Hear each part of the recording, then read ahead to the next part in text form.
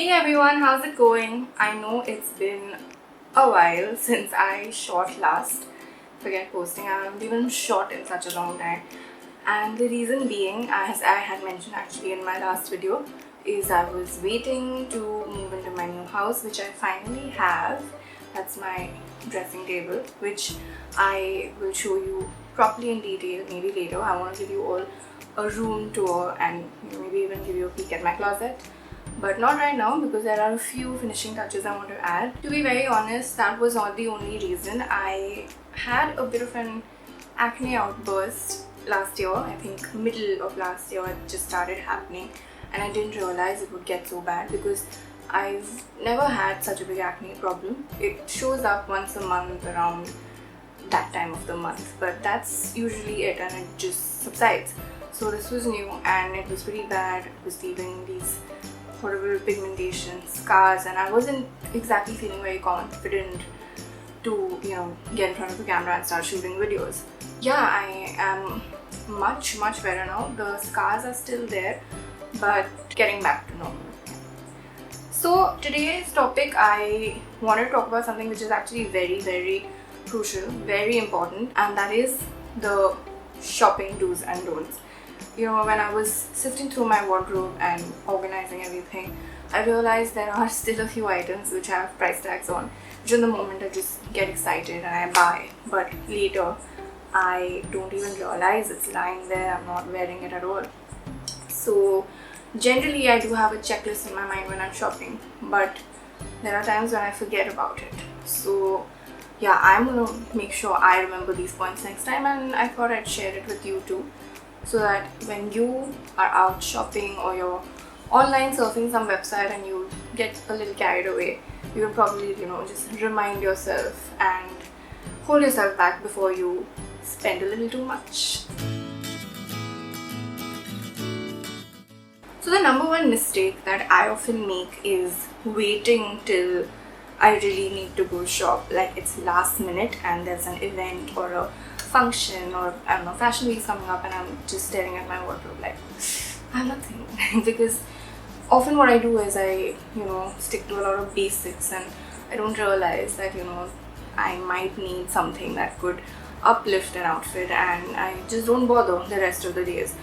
I'm just too lazy to get out there and shop.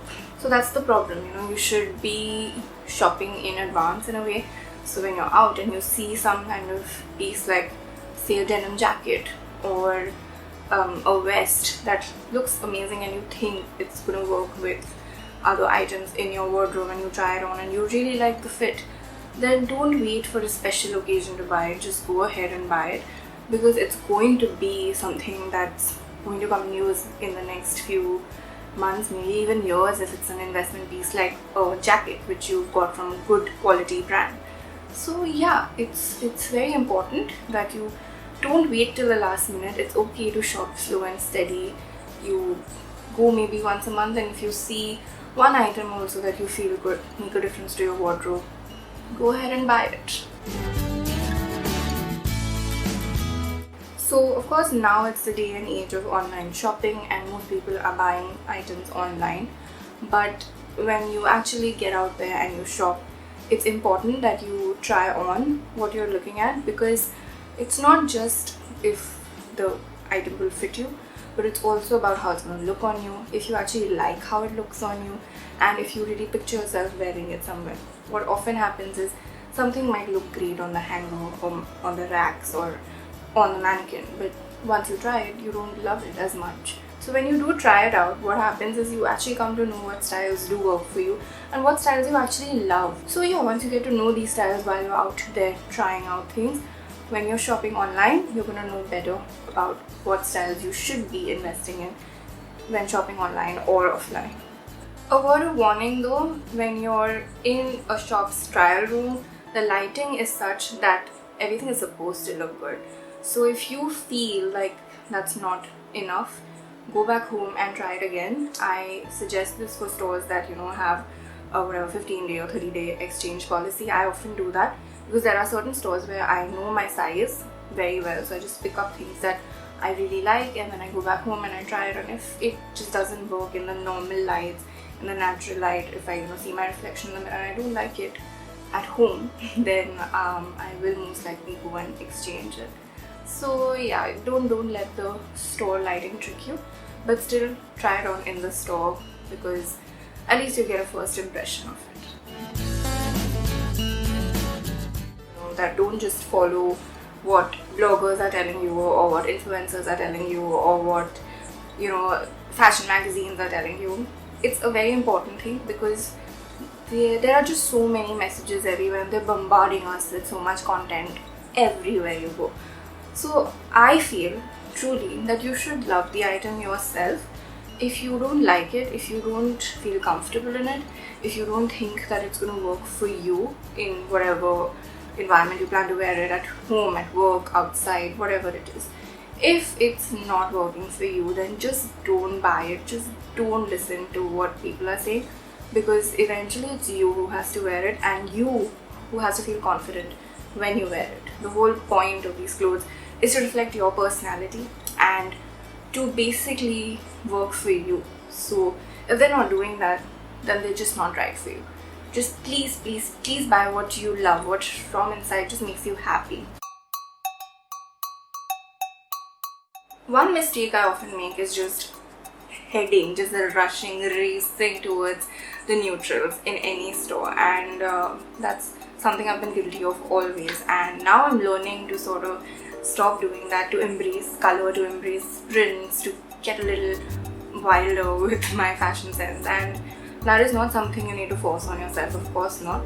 You should, of course, do what works best for you and what makes you feel good, but at the same time, there's nothing wrong with experimenting a little bit. And in order to do that, what I'd suggest is, when you look at an item, the first thing you can do is picture it on yourself, and picture it what you would wear it with. Like, think of 3 items from your closet that you could pair it with. Maybe a pair of shoes, maybe there's some particular bag you think it would look amazing with, or maybe you look at a really cool printed skirt and it might work with some white shirt that you own, or it might work with a crop top. So just think back to your wardrobe whenever you look at an item and you feel like a little bit of the urge to buy it. Just think of that. So the minute you can picture it with other items in your closet, it's the minute you actually can consider yourself wearing it. And yeah, then you won't really be sticking to what you buy all the time. You will probably be able to experiment a little more, step out of your comfort zone. So that's the key, just picture it. Now when you're out shopping and trying on clothes, what often happens is you just step out in maybe your sweats, in like some basic t-shirt, bra or something, and you've not done any makeup whatsoever and you look dead tired, and then you go and try on like a really fancy dress and you look at it on yourself and you're like, no, this is not working. So you can't really exactly imagine how it's going to look.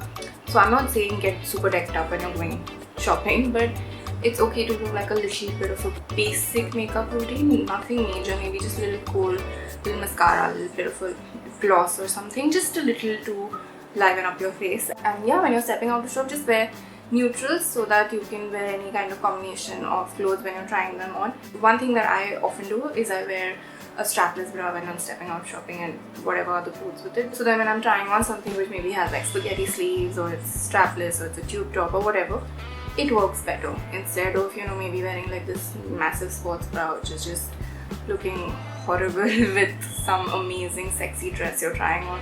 So yeah, just kind of think over what you're stepping out in when you're going shopping. Now the key to a balanced wardrobe and budget is making sure you're discerning when you're shopping. So you should know which kind of item should be bought from which store and where you should be spending and where you should be skimping. So it's very important to know the difference, and in order to do that you should know in your head that what are the items you're going to be wearing on a regular basis, and you should look at the investment basis, as I call them, and those happen to be shoes, jackets, scarves. Those I believe are investment pieces, and you should definitely invest enough money in those because they last you a long time and they should be high quality, because that is what makes your style look a little more premium. The problem with fast fashion is that each one of us is looking like a copy of each other, and you don't really want to do that. So when it comes to basics like tank tops and leggings and t-shirts, okay, sure, go to H&M, Forever 21, whatever, but when it comes to designer things that are gonna last a long time in your wardrobe, for example printed handbags or luxury shoes or a beautiful grand dress, these things, go ahead and buy it at the designer store, but don't buy those basic things from a luxury brand because you're just gonna end up spending way too much for no reason. Another word of caution, when it's a complicated item which has been remade or is being sold by a bargain store, I would suggest you try it on and really see if it fits the form and function, because more often than not, if it's a complex design, say for shoe, which is like a really complex heel, more often than not, if you bought it from a bargain store, it's going to give out very soon. The lifespan of that shoe is not going to be very long. So in that case, why don't you just go to the designer store and buy it from there? In those cases, you just need to be aware of it. If it's something that's a very simple tote bag, for example, then it's fine, go ahead and buy it. Also, there are a lot of expensive stores like say Forever New, which price their dresses quite high, but I've realized a couple of months later the prices come down. So it's not something that, if you feel that it's not something you really need urgently, if there's some particular item you see which you really like but you don't need it right then and there, wait for some time and then go back, and most likely the price would have fallen. Although I would not suggest that for something you really have your heart set on, because what if the price doesn't fall and it's just cleared out of the store? Did you know something? Stores, online and offline, are tricking us all the time. I've realized this when I've looked at these beautiful dresses in a brand like Zara also, but it's been pinned to the mannequin so it looks amazing, and then I actually look at it, it's just a baggy sack. And that's not just happening at these stores where they're doing it with mannequins, where you can still check. It happens online too, where the model has posed in these clothes and they've nicely tucked it and pinned it up everywhere, so it looks like a perfect fit and it looks so beautiful on this model, and you're like, of course it's gonna look great on me. But the truth is, it may not. So how do you find out if this particular item is actually what it looks like on the model? One way to do this is, if you are shopping from a store, an online store that also has a retail presence, a physical retail presence, then you can go check it out over there at the store as well, and then maybe buy it. Otherwise, what you can do is, if this particular store only has an online presence, so in that case what I do is I do like some extra research where I will look at the fabric, look at if it's a slim fit or a normal fit.